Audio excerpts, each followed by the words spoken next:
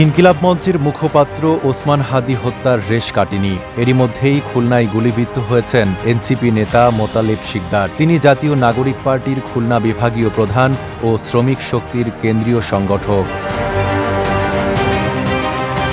হামলার পর অভিযুক্তরা যেন সীমান্ত পেরিয়ে ভারতে পালাতে না পারে সে লক্ষ্যে যশোর জেলার প্রায় ৭০ কিলোমিটার সীমান্ত জুড়ে রেড অ্যালার্ট জারি করেছে বর্ডার গার্ড বাংলাদেশ বিজিবি। সকাল থেকে মেইন পিলার 18/1S থেকে 47/3S পর্যন্ত এলাকায় কড়া তল্লাশি ও নজরদারি শুরু হয়েছে।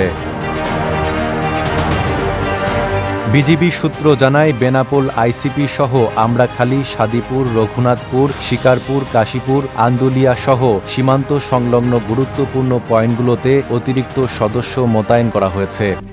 RICL TMX, যুগের পর যুগ স্থাপনা থাকে মজবুত। যানবাহন ও সন্দেহভাজন ব্যক্তিদের তল্লাশি জোরদার করা হয়েছে।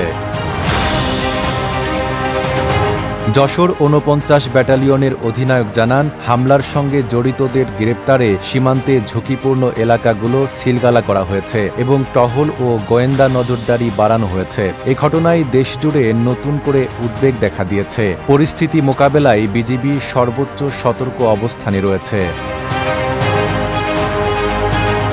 নাইম আরাবী, ঢাকা পোস্ট।